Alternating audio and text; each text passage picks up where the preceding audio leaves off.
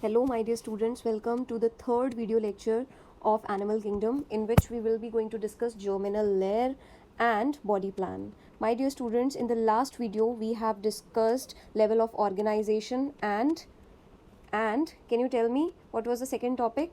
Body symmetry. Very good. So let us start with the germinal layer. Can you tell me what is germinal layer?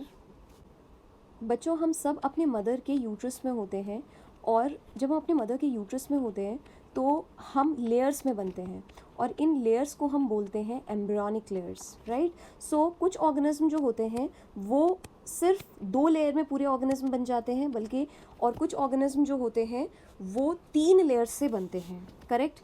सो इसके basis पे, germinal layer के basis पे 2 तरीके के organism present है दुनिया में.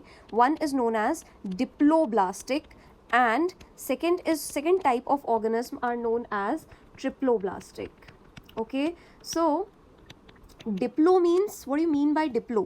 Diplo term बच्चों यहाँ पे आई है डाई या डिप्लो टर्म आती है 2 के लिए. What do you mean by that? Di और डिप्लो इज फॉर 2.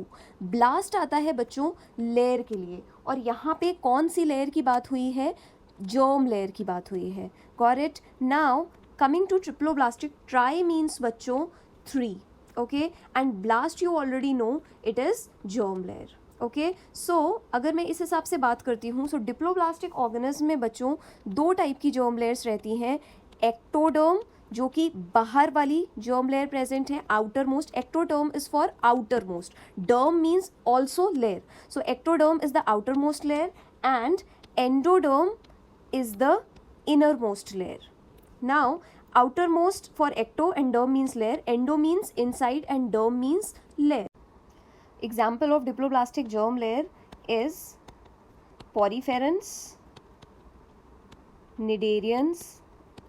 Nidarians को बच्चों आप coelentrates भी बोल सकते हो, और टीनोफोर्स. सो क्या हो गए बच्चों? poriferans, nidarians, जिन्हें आप coelentrates भी बोल सकते हो, एंड टीनोफोर्स. सो इनमें ये डिप्लोब्लास्टिक जर्म लेयर देखी जाती है. Now coming to triploblastic germ layer. Triploblastic का मतलब क्या होता है बच्चों? Try means 3. ओके, सो इसमें 3 जर्म लेयर रहेंगी. सबसे outermost layer will be known as ectoderm, middle layer will be known as mesoderm, mesoderm come for middle, and innermost layer is known as endoderm. Okay, now this type of germ layer will be present from platyhelminths to chordates, all the phylums. Okay, so platyhelminth, aschelminth, annelida, arthropoda, mollusk, echinoderm, hemichordate, and finally chordata all have triploblastic germ layer because they are more advanced. Okay, now I'll show you the diagram. Okay, हम diagram की बात करते हैं बच्चों. अगर मैं diploblastic organism की बात करती हूँ बच्चों, तो इसमें 2 जर्म लेयर रहेगी. सो सबसे outermost layer, for example cells की मैं ये बनाती हूँ. सो ये अपने पास हो गई बच्चों, क्या हो गई? ये आउटर मोस्ट सेल की लेयर, दैट इज एक्टोडर्म. सो ये मैं न्यूक्लियस इसमें दिखा रही हूँ. सो ये कौन सी लेयर हो गई बच्चों? एक्टोडर्म. ओके, नाउ एक्टोडर्म के बाद हम इनर मोस्ट लेयर सबसे दिखा देते हैं जो इसमें प्रेजेंट होती है सेल्स की. ये क्या हो गई बच्चों? This is endoderm. Okay, endoderm के बीच में आपको एक ओपनिंग टाइप दिख रही होगी बच्चों. इस ओपनिंग को बोला जाता है ल्यूमेन.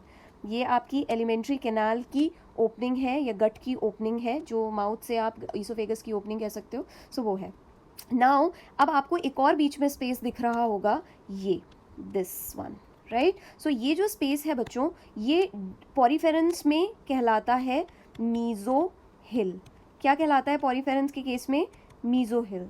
जबकि अगर मैं बात करती हूँ for example cnidarians and ctenophores की, तो बच्चों ये निडेरियंस और टीनोफोर्स में कहलाता है मीजोग्लिया. क्या कहलाता है बच्चों निडेरियंस एंड टीनोफोर्स में?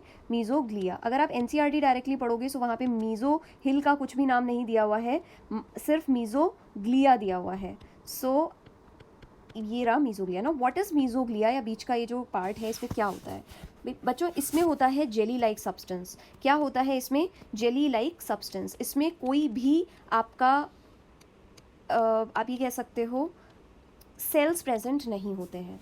Now coming to triploblastic. Now I will make the diagram of triploblastic. So triploblastic का डायग्राम इज वेरी इजी. सबसे बाहर हमारे पास एक सेल की लेयर रहेगी, that will be known as obviously ectoderm, जिसमें हम न्यूक्लियस दिखा देते हैं.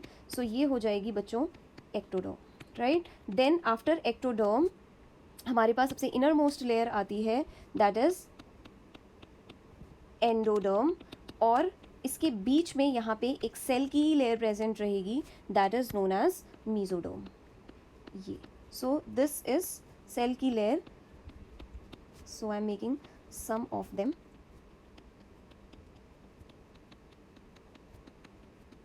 So this is the mesodome. Okay, so ये हो गई mesodome. So this was about germ layer. Now I'll show you the diagram of obviously NCERT, because NCERT anyway is very important, so you should know each and every diagram of it. So first diagram is of diploblastic organism.